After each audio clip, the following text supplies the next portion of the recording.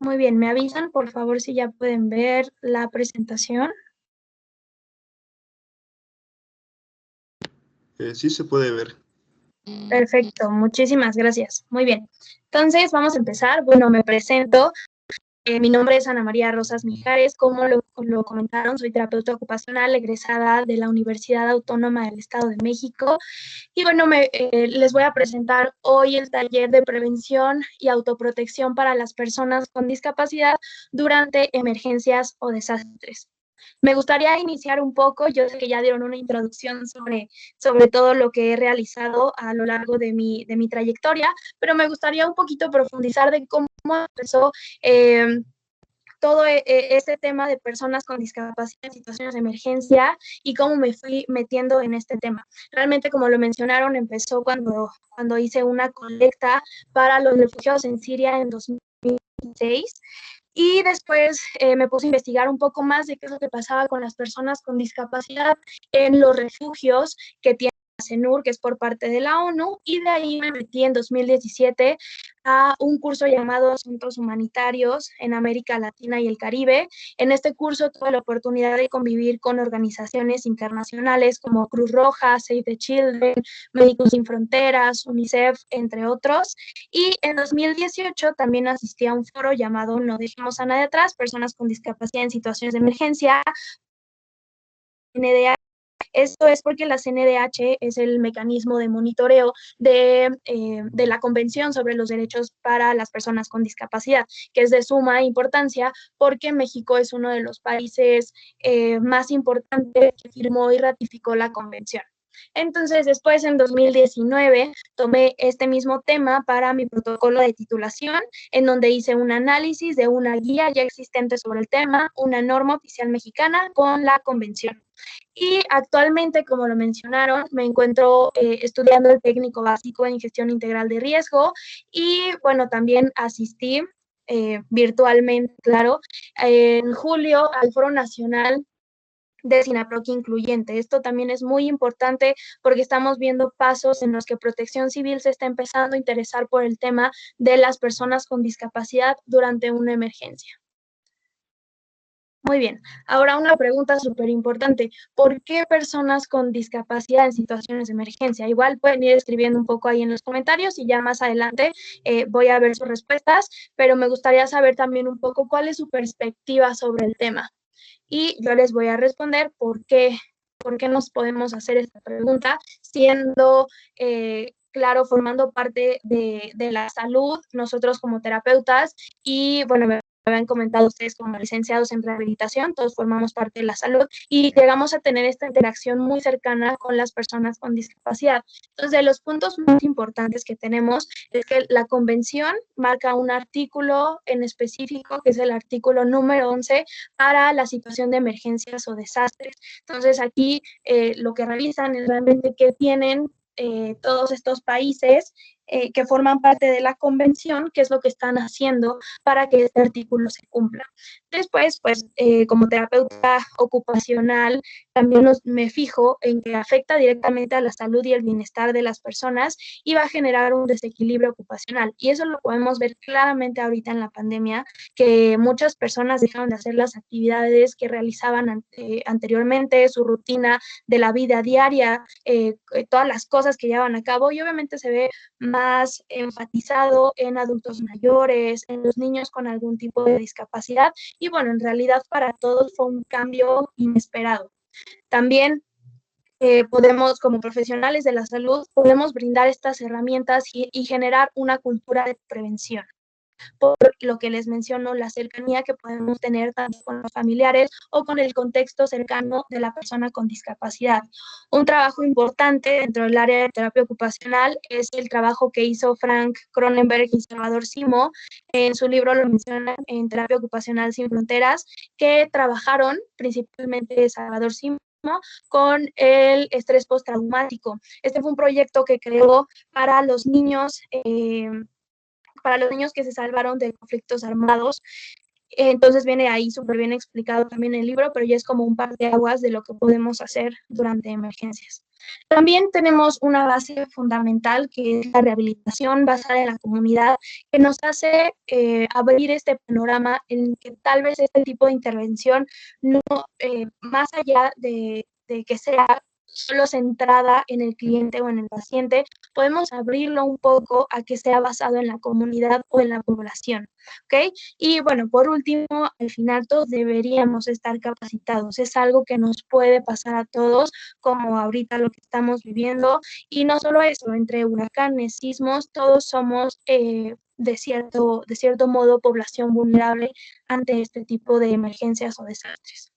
Muy bien, dentro del taller les voy a mencionar un poco de qué es una emergencia, qué es un desastre, un poco de trato digno, inclusión, accesibilidad, lugares de vulnerabilidad, necesidades por discapacidad, cuáles son los documentos existentes hasta el momento, cuáles son los grupos de apoyo, las brigadas de protección civil, y en el segundo capítulo vamos a ver un poco de el plan de emergencias individualizado, cuál es la reacción de lucha o huida, cómo podemos hacer una red de apoyo, qué tiene que incluir nuestro kit de emergencias, cómo podemos hacer cuestionarios que nos puedan ayudar a resumirlo en un formato de acciones específicas que debe incluirse en un plan interno de protección civil de cada inmueble.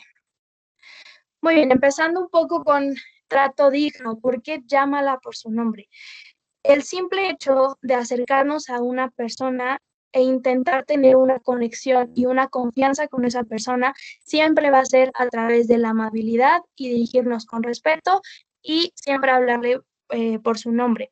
A lo mejor a algunos de ustedes les ha tocado escuchar que se dirigen hacia la persona como es un angelito, es una persona especial o cualquier otro nombre, ¿no? Entonces, para tener esta conexión y esta confianza, siempre hay que dirigirnos a la persona por su nombre, porque para empezar vamos a llamar más la atención y nos van a hacer caso si estamos en una emergencia o desastre, no es lo mismo que te diga, oye, a que te diga, oye, Ana María, vamos a hacer esto, ¿ok? Entonces siempre el trato digno va a empezar por llamar a la persona por su nombre.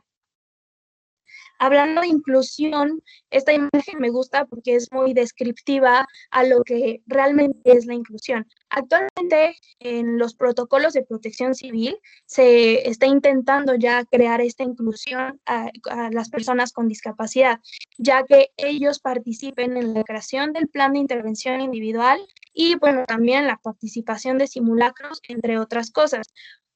No solo debería existir esta integración o esta inclusión, perdón, en este ámbito, sino debería ser en cualquier contexto en el que la persona se encuentre. Por ejemplo, en una escuela en donde asisten 3, 4 niños con discapacidad y los otros 20 del salón no tienen ningún tipo de discapacidad, se crea una integración, porque a los niños que tienen discapacidad los van a poner en cierto sector, si es que tienen una maestra sombra o solo hay una maestra para los 30 alumnos del salón, se vuelve un poco complicado. En una situación de emergencia, por ejemplo, una niña que está en silla de ruedas asiste a la primaria y por el simple hecho de utilizar silla de ruedas, a lo mejor su lugar va a ser atrás del salón para que no estorbe, por ponerle un nombre, ¿no? Para que no estorbe la silla y deje pasar a sus compañeros o no se estanque entre las butacas. Entonces, ¿qué pasaría si creamos como este cambio de a lo mejor ella tiene que estar sentada justo en la salida del salón para que la evacuación sea muchísimo más fácil y pues todos sus compañeros, aparte de que tienen que conocer y que tienen que ser empáticos, su mochila siempre tiene que estar abajo de la butaca o en un lugar en específico, porque en dado caso de que suene una alarma, ella le costaría menos trabajo pasar entre las butacas si no hay mochilas, ¿no? Este es como un ejemplo para ejemplificar todo lo que puede suceder en una escuela, en una clínica o en cualquier contexto debería de existir esta inclusión. Muy bien, hablando de accesibilidad, no solo es importante la accesibilidad arquitectónica, sí es un buen referente a que si estamos en una situación en donde suena una alarma, es muchísimo más fácil bajar por las rampas que bajar por las escaleras, ¿no? Y más cuando las personas entran en shock o están utilizando algún aditamento o ayuda técnica. Pero también es muy importante la accesibilidad de información. Si yo no le entrego a la persona información accesible en el formato que lo necesite, ¿cómo voy a crear esta cultura de prevención y de autoprotección? Eh, Poniendo un ejemplo, para una persona ciega, a lo mejor no sabe leer braille, pero le puedo hacer en un disco, en un formato auditivo, algunas indicaciones que podría hacer. Claro, esto tiene que ser algo consecutivo, algo que la familia también apoye para que no solo la persona con discapacidad se interese en estar prevenido o en qué es lo que tiene que hacer en esos momentos.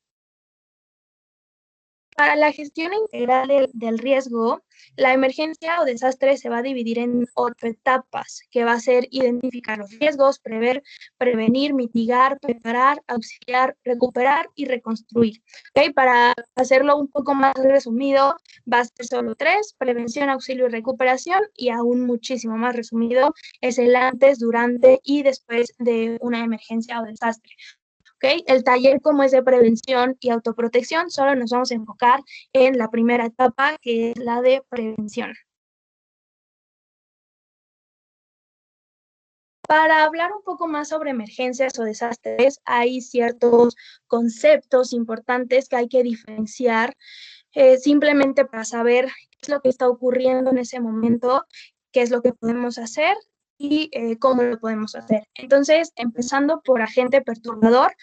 Un agente perturbador va a ser un acontecimiento que puede impactar a un sistema afectable y esto lo va a transformar de un estado normal a un estado de daños y claro, puede llegar a ser un desastre. Entonces estamos hablando que un sismo, un huracán, un incendio y hasta el mismo virus del SARS es un agente perturbador. Se vuelve un desastre, una emergencia cuando llega a afectar a la población. Por ejemplo, en un sismo, las placas tectónicas generan el movimiento y cuando este movimiento llega a la superficie y empieza todo este caos de que se derrumban edificios y todo eso, ahí es cuando se vuelve un desastre. Pero por lo pronto es un agente perturbador. ¿Okay? Entonces, pasando a peligro, un peligro va a ser la probabilidad de ocurrencia de un fenómeno y de cierta intensidad. Aquí un ejemplo, un huracán tiene cierta intensidad, es un huracán categoría tal y va a llegar a impactar a esta costa en este tiempo, va a durar tanto, las tormentas, puede haber inundaciones y todo esto va a ser el peligro. La vulnerabilidad va a ser la probabilidad de sufrir daños. Todo esto va a estar determinado por factores sociales, políticos o económicos. El riesgo van a ser los daños o pérdidas probables y va a resultar de la interacción de vulnerabilidad y un agente perturbador.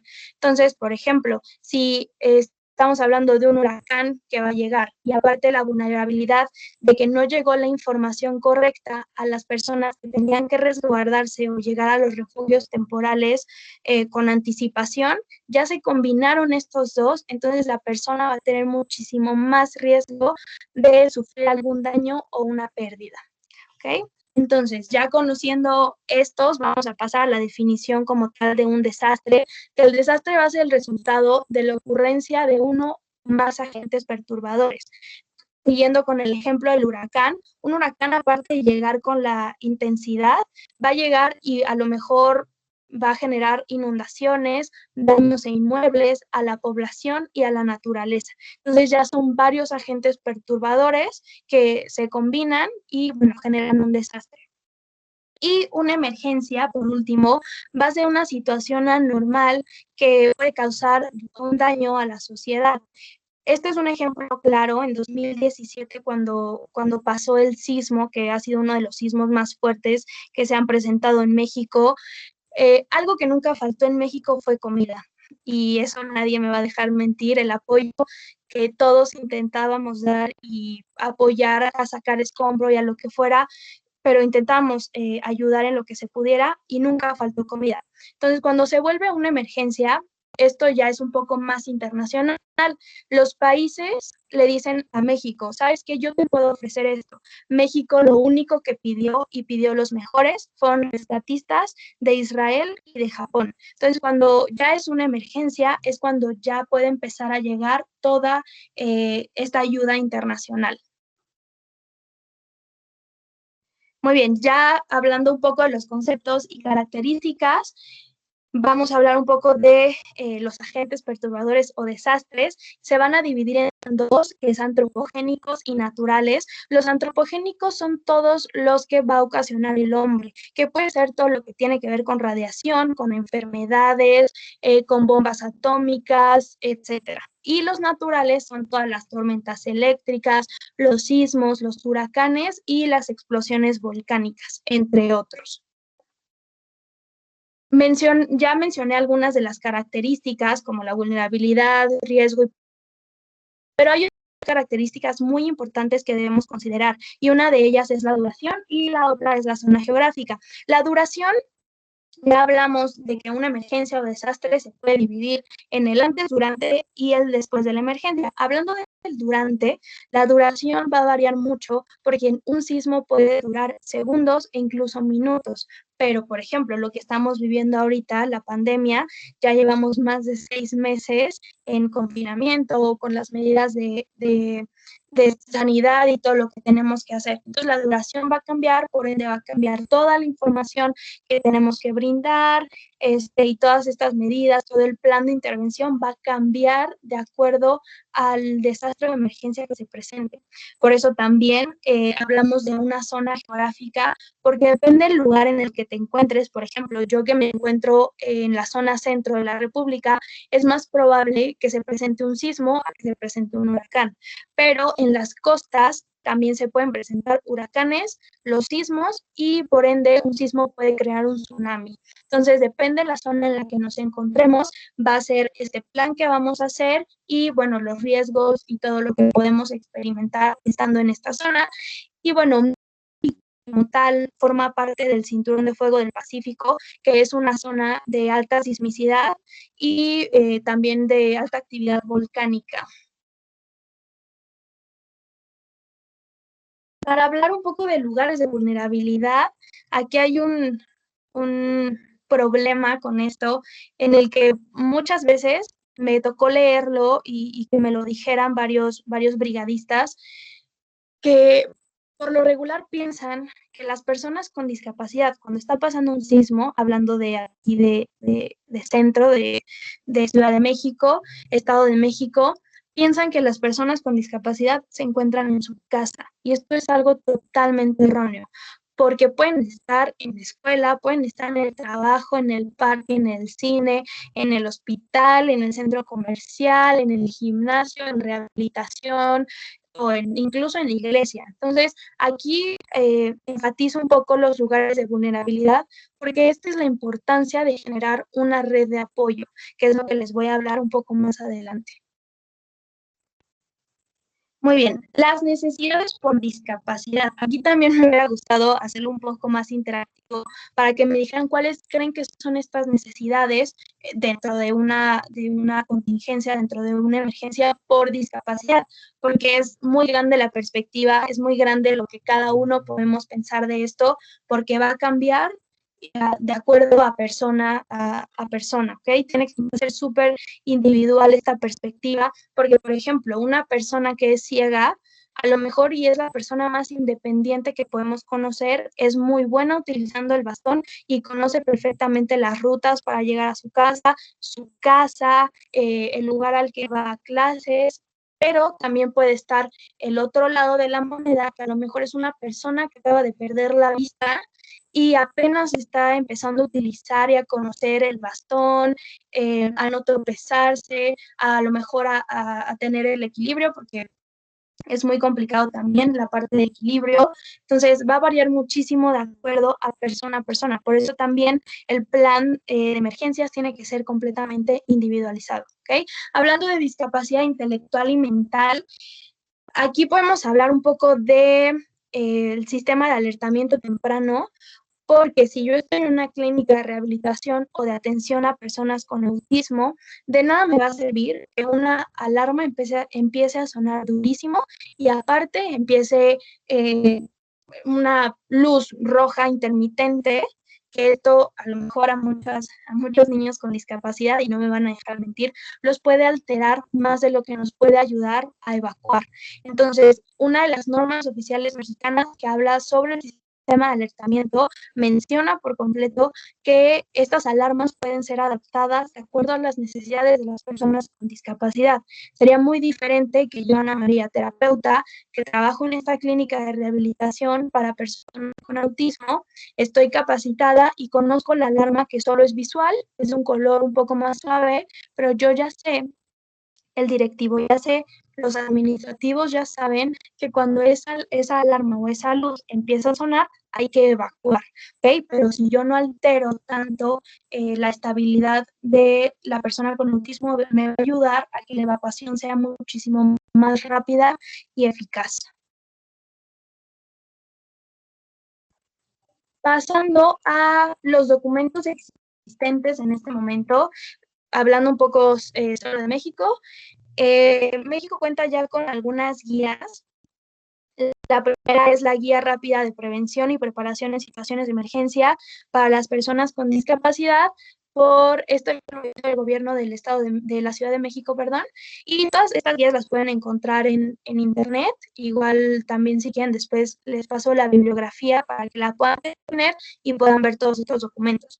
Después hay dos guías de la CNDH, que una es de recomendaciones para considerar a las personas con discapacidad en los protocolos de protección civil. En esta guía viene un poco sobre los cuestionarios, que les voy a hablar más adelante, y sobre el plan de emergencias. En esta guía, perdón, vienen varios cuestionarios por discapacidad. Sin embargo, CNDH menciona que a pesar de que la persona solo tenga, por ejemplo, discapacidad auditiva, es importante realizarle todos los cuestionarios para que la información sea fidedigna y tengamos como un campo muchísimo más amplio para hacer este plan de emergencias.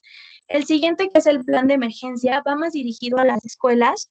Y bueno, las otras dos es una guía que hizo la Federación Mundial de Terapeutas Ocupacionales, que es una guía para primeros respondientes. Esta guía también es muy buena porque habla mucho de que te prepares tú primero antes de intentar ayudar a alguien más. Entonces, esta guía me pareció muy buena porque creo que sí es muy importante que primero nosotros estemos preparados para poder ayudar antes de brindar cualquier auxilio. Después también está la declaración de posicionamiento en lo personal, por ser terapeuta ocupacional. Aquí menciona pues cuáles son los campos en los que nosotros podríamos actuar en una emergencia, que realmente menciona más, que es en la prevención y en la reconstrucción, o sea, en el antes y en el después. Y por último, tenemos las normas oficiales mexicanas, que las normas oficiales mexicanas tienen observancia a nivel nacional y tendrían, bueno, son obligatorias en todos los inmuebles. Entonces, la primera es la NOM 034 de la Secretaría de Trabajo y Previsión Social de 2016, que son las condiciones de seguridad para el acceso y desarrollo de actividades de trabajadores con discapacidad en los centros de trabajo.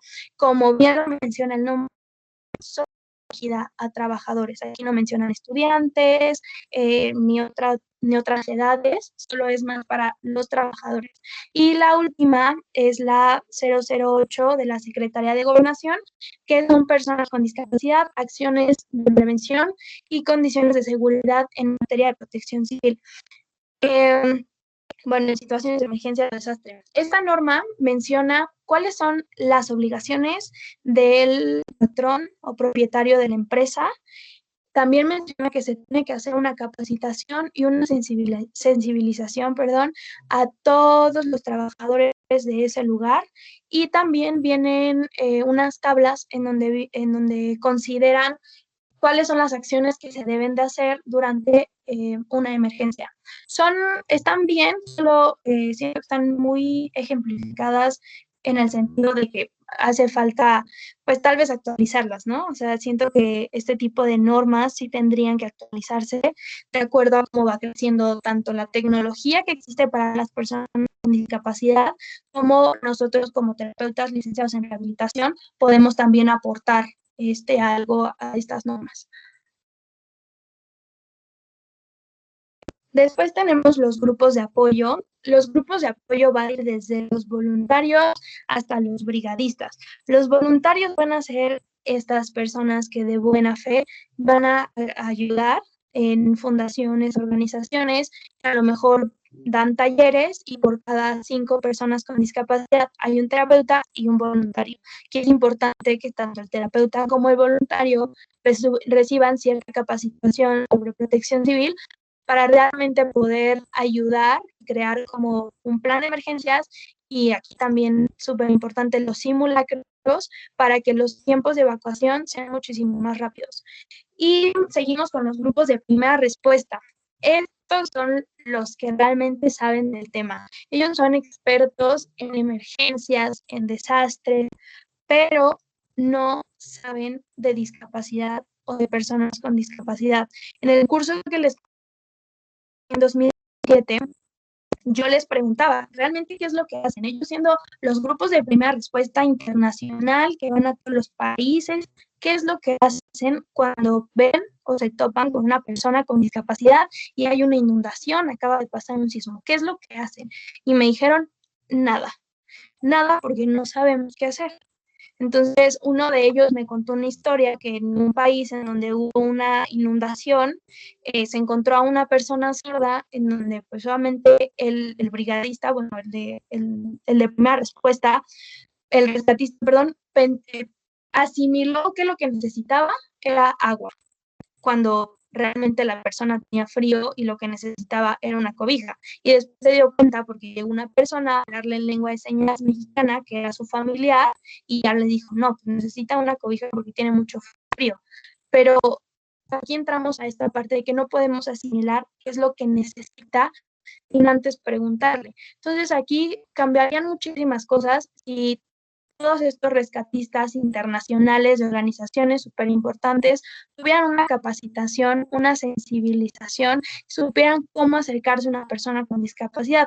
Claro que ellos tengan el interés de aprender lengua de señas o braille, al ser instituciones internacionales podrían a lo mejor tener en lengua de señas de cada país algunos pictogramas o cualquier cosa que pueda como cambiar este panorama.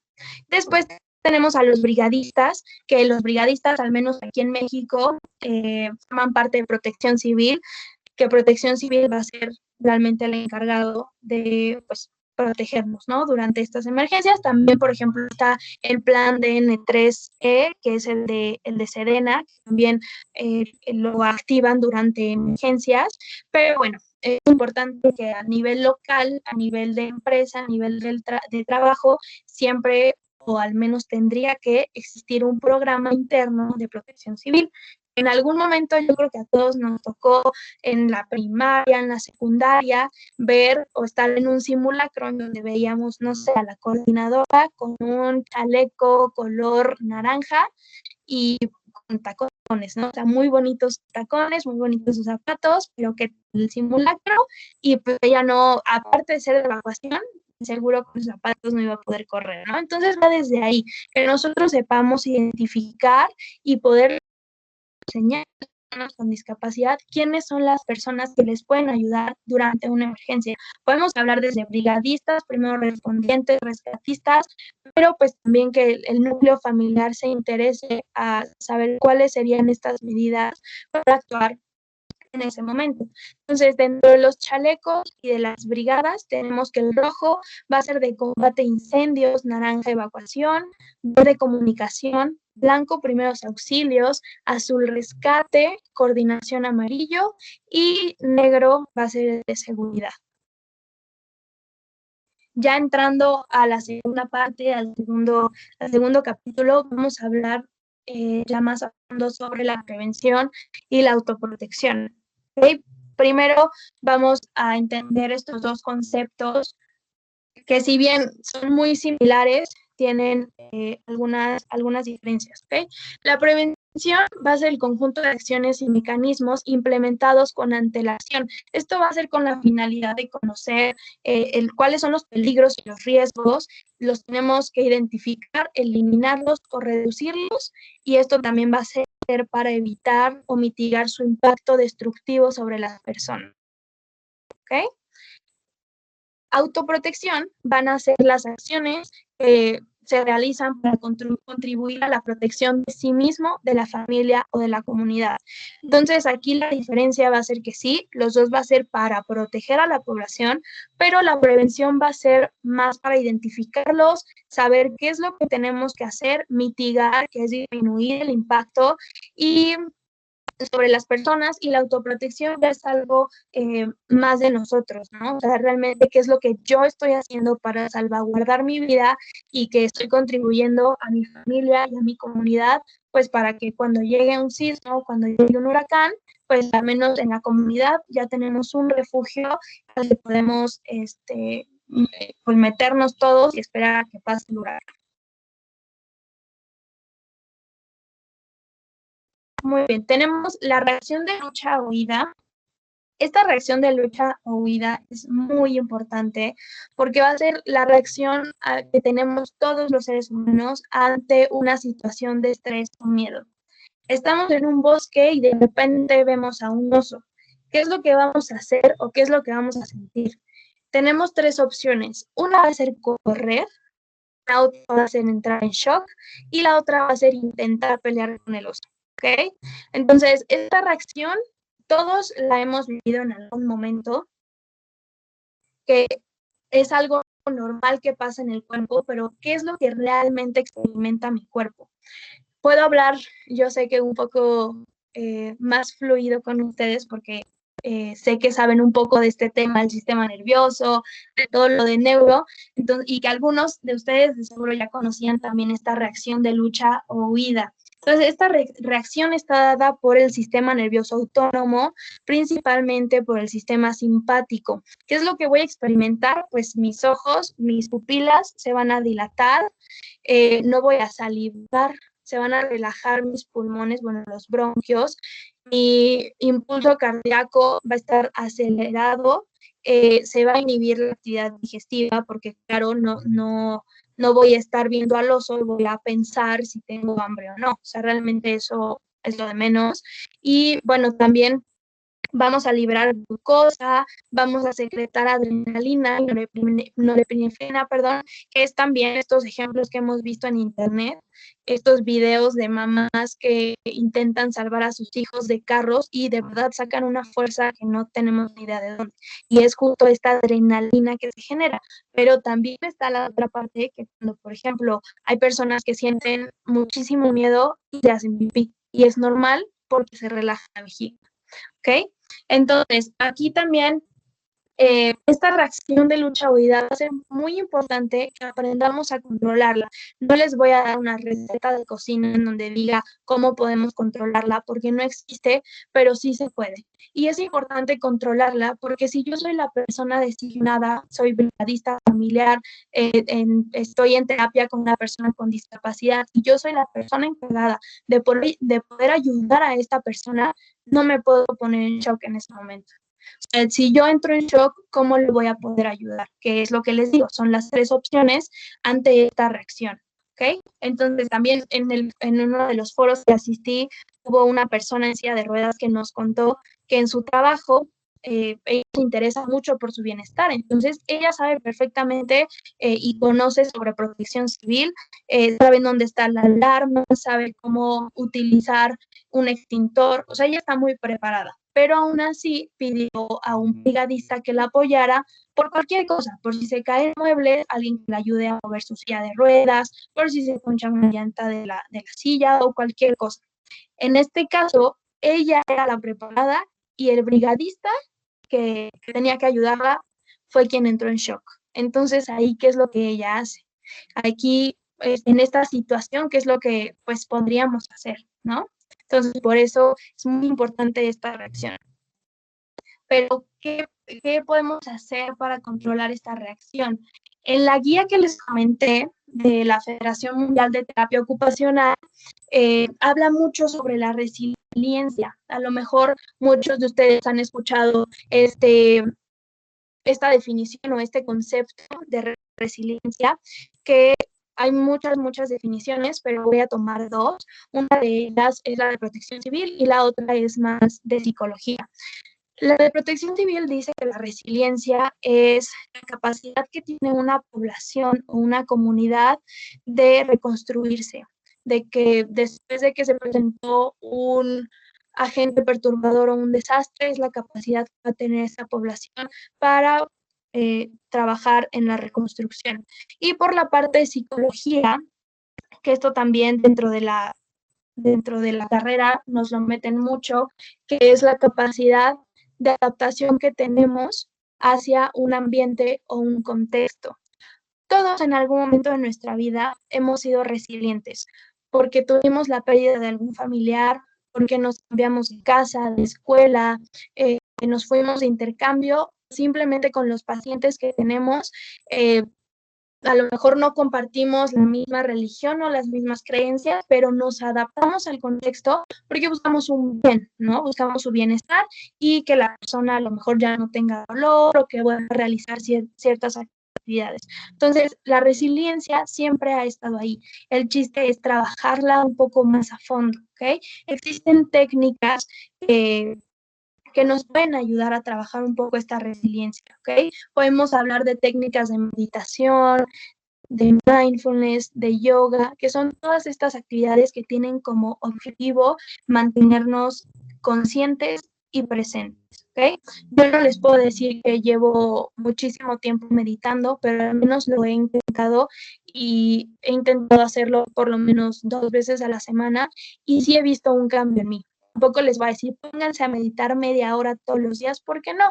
Realmente yo medito a veces 3 minutos, a veces 5 o a veces 10, y yo he notado que al menos mi mente ya puede estar en calma, ya puedo estar más, ya me puedo concentrar con mayor facilidad.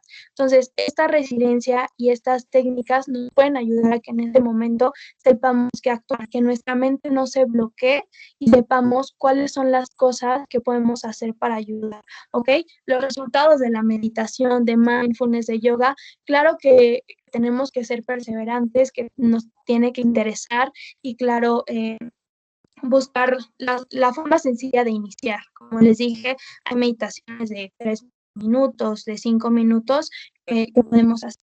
También las personas con discapacidad pueden utilizar estas técnicas para que, así como el brigadista va a intentar hacer su mejor esfuerzo para ayudarle durante una evacuación, la persona con discapacidad también colabore. Entonces, también hay técnicas dentro del área de rehabilitación que ayudan a las personas a mantenerse un poco más en calma. Otra de las técnicas también es la respiración diafragmática. Este tipo de respiración va a ayudar a que disminuyas un poco los niveles de adrenalina y puedas estar más concentrado en lo que tienes que realizar.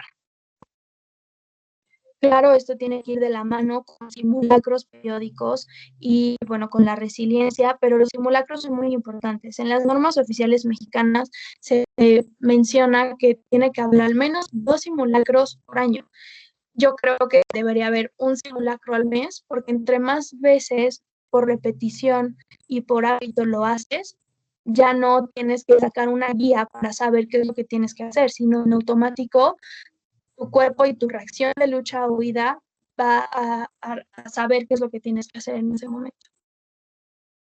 Muy bien, para hacer el plan de emergencias tenemos que buscar siempre que sea práctico, que sea alcanzable. Yo sé que nosotros como terapeutas, licenciados en rehabilitación, fisioterapeutas, vamos a querer que nuestro paciente sea lo más independiente posible, pero en esta situación, en este plan de emergencias, tenemos que ver lo que es alcanzable de acuerdo a las habilidades que tiene esa persona, ¿ok?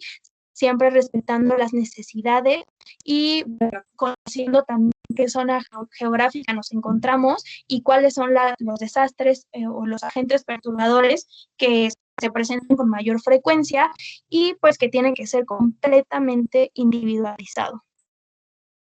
El plan de emergencias va a estar integrado por 4 puntos, que es la red de apoyo, el kit de emergencias, los cuestionarios y el formato de acciones específicas.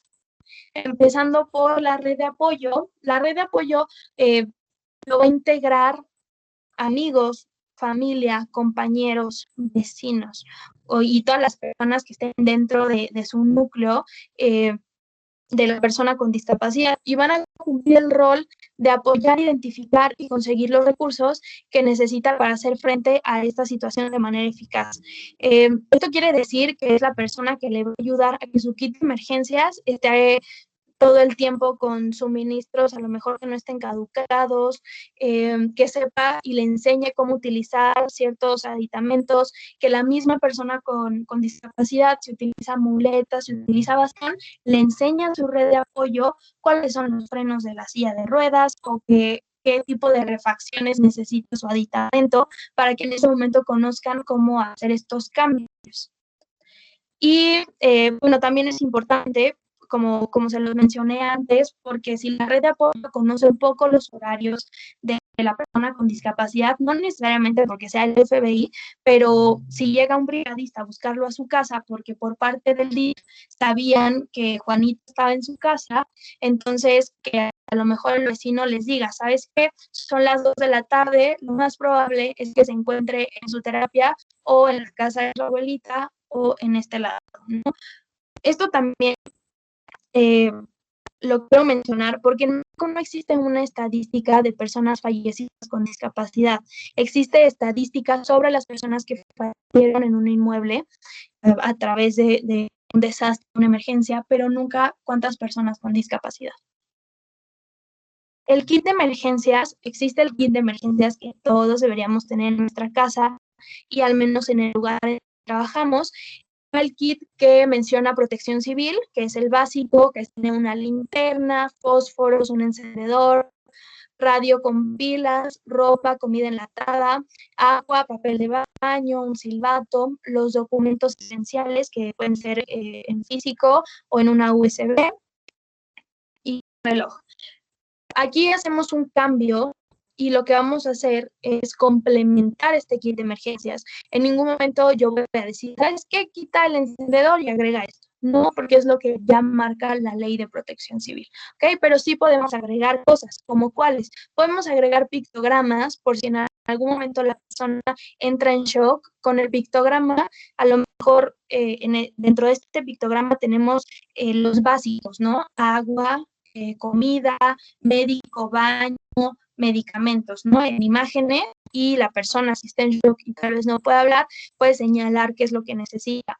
Podemos también tener una lámpara de tipo minero. Esto va a ayudar mucho a las personas con discapacidad física, a que si están utilizando su silla de ruedas, no necesiten tener la lámpara en la mano, puedan tener la lámpara en la frente, puedan utilizar y hacer uso adecuado de su aditamento.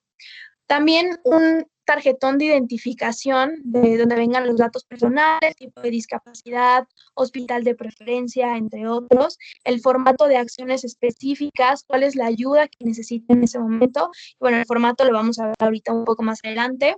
Audífonos canceladores de ruido. Esto va a ser más para personas con discapacidad intelectual o mental, para cancelar justo el ruido que los puede estresar o alterar y pues solamente puedan ayudar un poco a esta evacuación. Guantes gruesos, igual para el uso de silla de ruedas o para personas con discapacidad visual que tienen que ir tocando para encontrar la salida de emergencia y pues no se lastimen las manos. Objetos sensoriales para disminuir un poco el estrés, en dado caso también de que tengan estrés postraumático. Y bueno, se podrán agregar más artículos de acuerdo a la persona. Como les he mencionado, este plan tiene que ser completamente individualizado. Para los cuestionarios, en la guía de la CNDH vienen varios cuestionarios por discapacidad. A grandes rasgos, lo que estos cuestionarios tienen son los datos personales, la ubicación dentro del inmueble, por ejemplo, si está en una escuela, cuál es el salón en el que toma clases o cuál es como el horario que tiene, tipo de discapacidad, cuál es el sistema de alerta temprana, si necesita una alarma visual, una alarma auditiva, una alarma vibratoria, cuál es el tipo de alarma que necesita, cuál es la ruta de evacuación de ese inmueble, el contacto de emergencia, quién va a ser su asistente o brigadista, cuáles son los medicamentos que utiliza, si se puede la receta también, cuáles son los artículos para el kit de emergencias en dado caso de que el kit se haya perdido o cualquier cosa, pues que el brigadista conozca más o menos los artículos que esta persona iba a integrar al kit. También saber si tiene conocimientos en protección civil, tanto el asistente, en dado caso de que no sea un brigadista, a lo mejor el voluntario, qué tanto conocimiento tiene sobre protección civil, cuál es el tipo de ayuda que requiere, si necesita que lo carguen, que no lo carguen, que solo tomen su silla de ruedas y lo lleven, qué es lo que necesita, qué puede y qué no puede realizar, si se puede arrastrar, si puede bajar las escaleras a lo mejor sentado, si puede hacer ciertas actividades, por ejemplo, si tiene problemas en los pulmones y es un incendio, pues no va a poder respirar bien, entonces tiene que utilizar una máscara y todo este tipo de cosas. ¿En qué formato va a necesitar la información sobre el desastre o la emergencia? Si necesita artículos de protección, por ejemplo, un casco o rodilleras para arrastrarse, qué es lo que necesita. Sobre su ayuda técnica, qué es lo que necesitan saber los brigadistas sobre esa ayuda técnica. Y, bueno, necesidades específicas que necesita esta persona. Dentro de igual de terapia ocupacional tenemos algo que se llama el perfil ocupacional, en donde estos cuestionarios son algo similar porque tenemos que ver a la persona como un todo. Tenemos que ver todo lo que lo rodea, qué es lo que necesita, cómo lo puedo ayudar y cómo puedo agilizar todos estos protocolos y tener un plan integral para la persona. ¿Okay? Este plan de emergencias tiene, aparte de individualizado, tiene que ser por inmueble. Si va a la escuela de 9 a 3 y de 4 a 6 va a la clínica de rehabilitación, en la clínica también tiene que existir un plan de emergencias. Y por último, el formato de acciones específicas va a ser el resumen de los cuestionarios que ya aplicamos. Aquí va a ser ya una hoja en donde solo va a venir qué tipo de alarma necesita, quién lo va a asistir, cómo lo va a asistir, cuándo lo va a asistir, qué necesita antes, durante y después, cuál es la ruta de evacuación. Esto de la ruta de evacuación es importante porque a pesar de que se tome en cuenta una sola ruta, si esa ruta se ve afectada por el desastre, el brigadista tiene que tener la habilidad de buscar otras alternativas para poder ya sea replegarse o evacuar. ¿Cuáles son los refugios cercanos, principalmente en lugares en donde ocurren huracanes? ¿Cuáles son los refugios cercanos? ¿Cuál es la ubicación igual dentro del inmueble? El horario en el que está en ese inmueble, el contacto de emergencia y la situación médica de esta persona. Entonces, un poco sobre el plan de emergencias, ya hablamos sobre qué es una emergencia, qué es un desastre, cuáles son las definiciones, las diferencias, qué es la prevención y la autoprotección, por qué es importante comprender, aparte de las definiciones, comprender que una cultura de prevención, una cultura de protección civil nos ayudaría a todos, que debemos tomar en cuenta a la persona con discapacidad en la creación de programas internos y que tiene que ser por cada inmueble.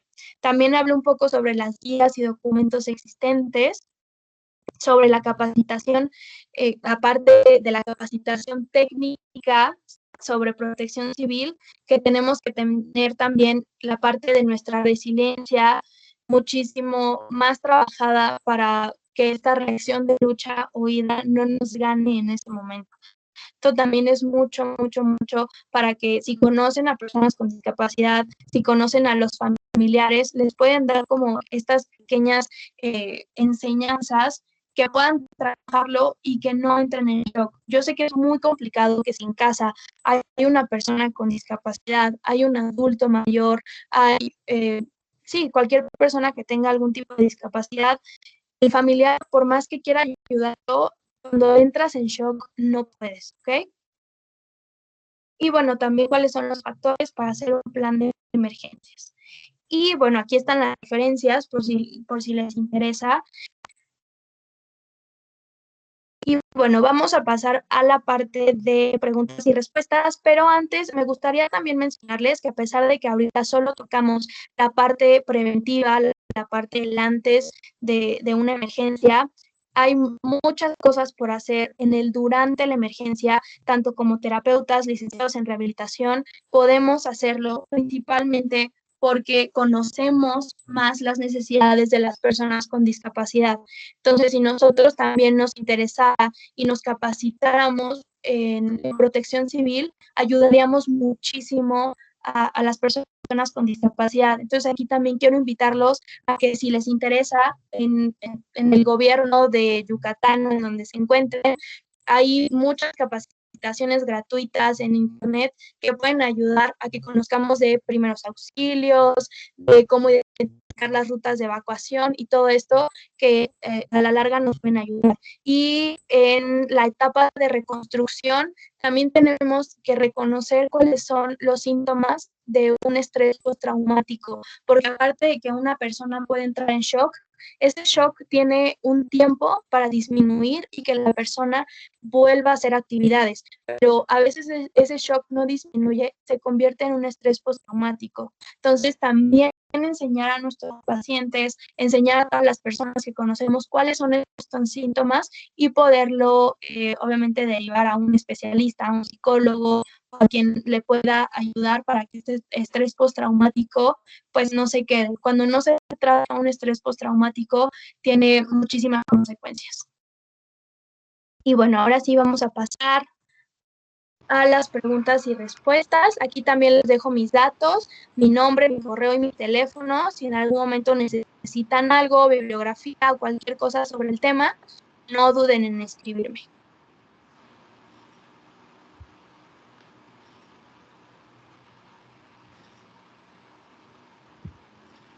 Creo que ya dejé de compartir mi pantalla y ahora sí podemos empezar con las preguntas y respuestas.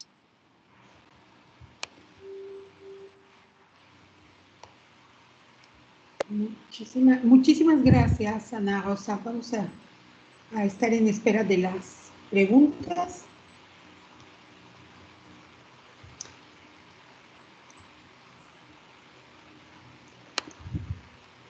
Muy bien. Iniciamos con un comentario de la doctora Irene Torices, en donde dice que le parece muy interesante la propuesta. Sin embargo, dentro de los cursos de protección civil se dice que lo esencial es salvar la propia vida. Bajo esta premisa, ¿qué requeriría enseñarse a las personas con discapacidad para salvaguardar sus propias vidas? Perfecto. Muchísimas gracias. Es una muy buena pregunta y es un muy buen tema para tocar porque la base de todo esto va a ser la práctica. Y a esto me refiero con que sí, las personas con discapacidad también tienen que aprender a salvaguardar, a tener este tipo de prevención, pero si los brigadistas tampoco conocen esta parte, nunca se puede llegar a nada. Dentro de protección civil, a mí no estoy en contra de protección civil, pero sí se me hace que todos los programas que tienen es un poco arcaico, por así llamarlo, que ahorita todo lo que están haciendo de SINAPROC incluyente, y hablaban mucho de esto. O sea, ¿por qué si me dicen, ¿sabes qué? Sálvate tú primero en lugar de ayudar a la persona que ya se estancó en su silla de ruedas, ¿no? Pero a lo mejor si ese brigadista supiera que solo necesitaba quitarle el seguro a la silla, podría ayudarlo realmente. Entonces, conocer primero las bases, conocer primero las necesidades de la discapacidad, tener simulacros muchísimo más frecuentes para que tanto el brigadista como el persona con discapacidad agilice este procedimiento y no tenga el brigadista que decidir si ayudarle o mejor salvar salvar su vida. Eso sí es muy cierto y sí está en los protocolos y sí lo mencionan y es muy triste, o sea, es muy triste porque en lugar de yo poder ayudar y quedarme, ayudar a esa persona con discapacidad, si yo no conozco de su aditamento, si no conozco técnicas de carga, si no conozco cómo poder darlo, claro que voy a preferir salvar mi vida. Entonces va a depender mucho de justo la prevención, de la capacitación que tengan los brigadistas y claro, de la persona con discapacidad. No existe como tal una capacitación para personas con discapacidad. Existen estas guías que les mencioné, pero es muy fácil decir, ah, mira, hice una guía, ten, aquí está. Y la persona se queda como de, ay, ¿cómo la hago? ¿No? Si aparte soy ciego y no sé leer, o sea, soy ciego y no puedo leer y no está en formato en braille. Entonces, son muchas cosas que podríamos y tendríamos que cambiar.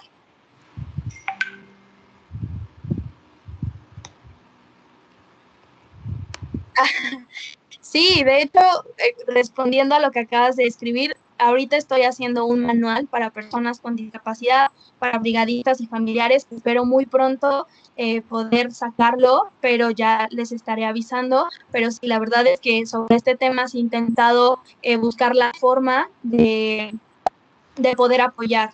Entonces, sí, sí, estamos trabajando en eso. Muchas gracias, Irene. ¿Alguna otra pregunta?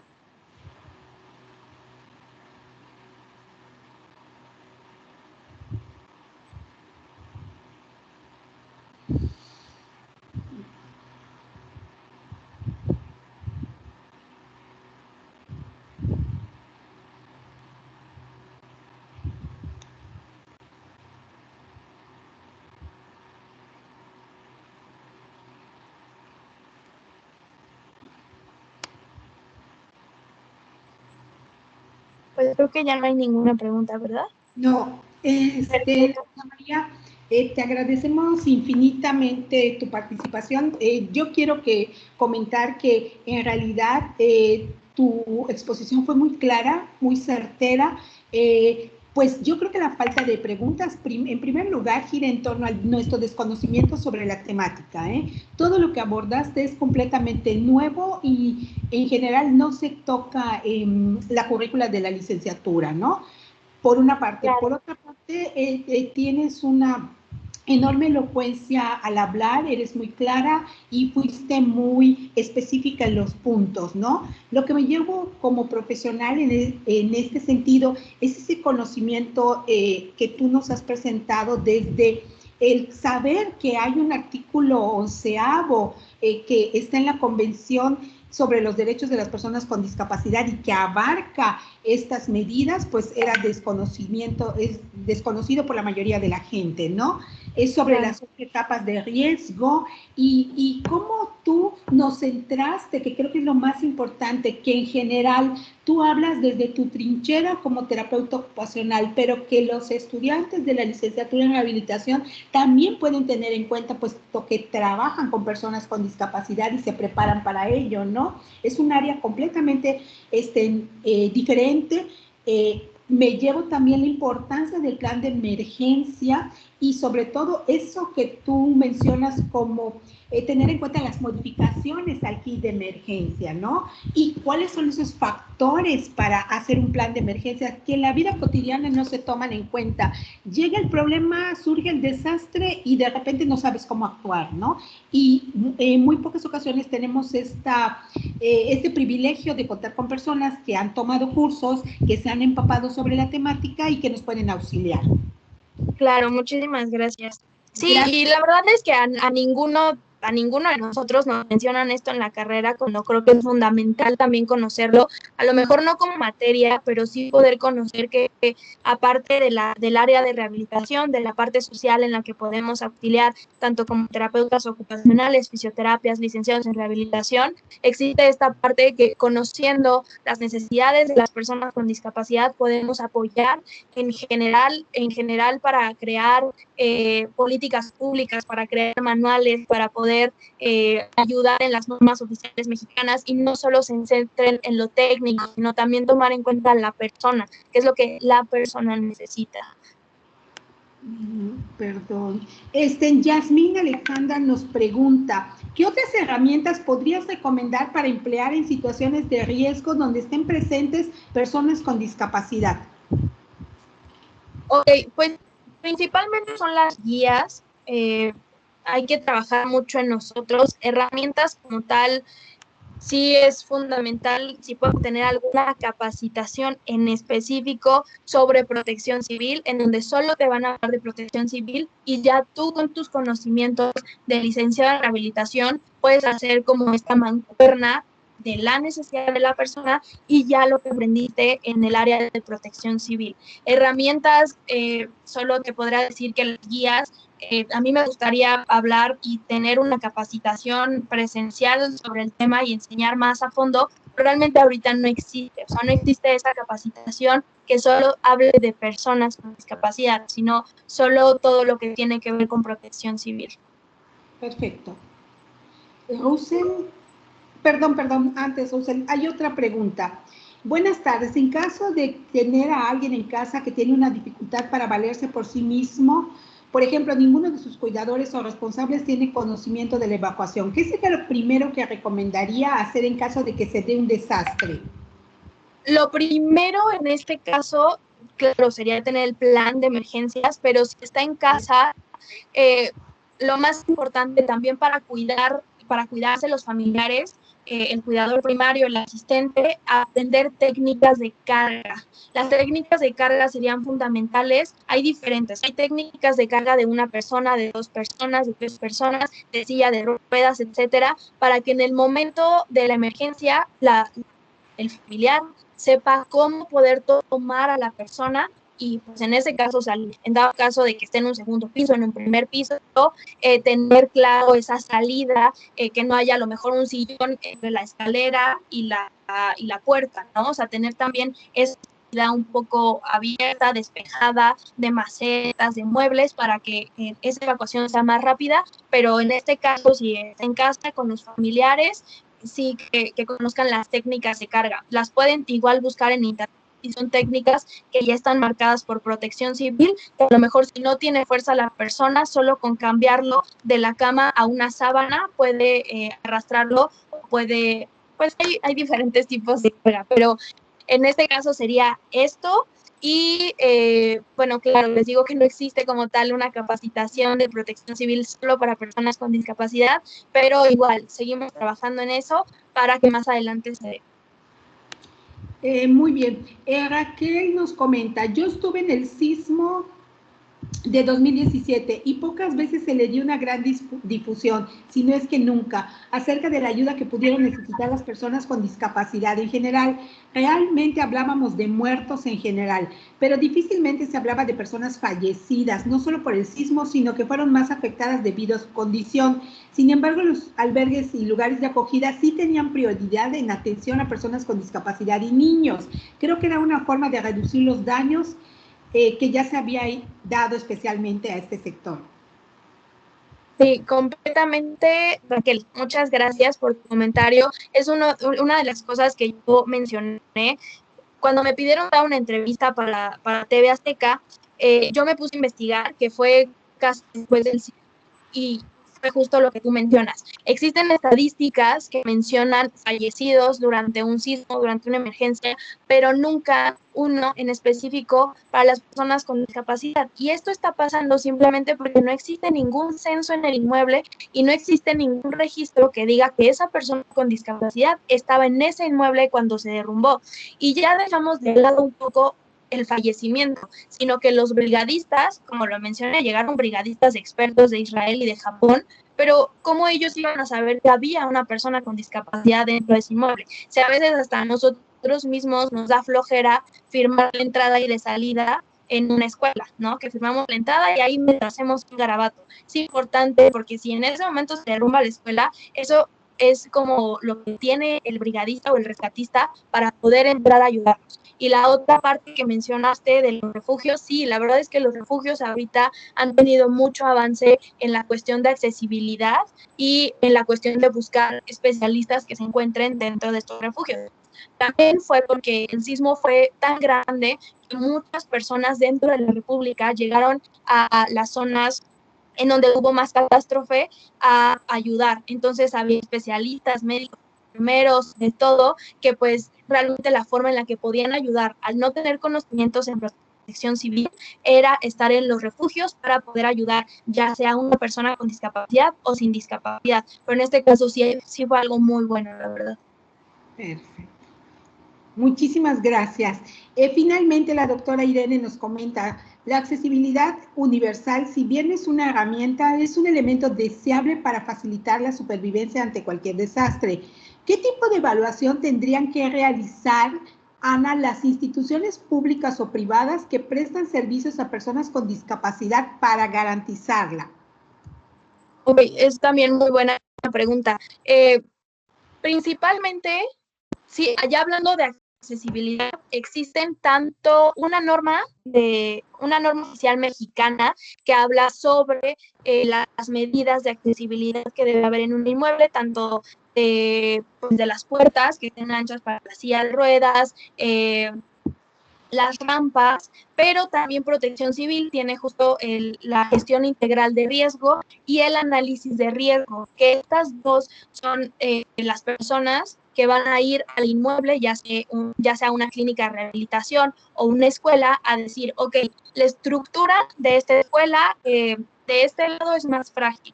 Entonces, si tienes a personas con discapacidad, te conviene más por aquí la rampa y de este lado. Entonces, es más, y por parte de Protección Civil y por parte de las normas oficiales mexicanas, que hay tanto de accesibilidad una de otra. En Protección Civil es el análisis de riesgo y en la norma oficial mexicana es la norma de accesibilidad. Okay. Muchísimas gracias, Ana. Rosen, si tú quieres comentar. Sí, para complementar, pues sí me pareció muy importante. Es una problemática que no toda la gente toma en cuenta y considero que es muy necesario tanto la planeación como la implementación de un plan de acción que sí logre la difusión de información, las medidas y la infraestructura necesaria para que llegue a todas las personas, tengan discapacidad o no, y pues de esta forma pueda pues disminuir los riesgos que pueda suponer la gente con discapacidad. Muchísimas gracias, Osel. Te la agradecemos infinitamente, Ana, tu participación, y en el transcurso del día te estará llegando tu constancia a tu correo. Perfecto, muchísimas gracias a todos por su atención, de nuevo a la universidad por la invitación y bueno, cualquier cosa les puedo dejar mis datos también, me pueden mandar un correo y cualquier cosa sobre el tema en el que les pueda apoyar con todo el gusto del mundo. Muchísimas gracias. Gracias.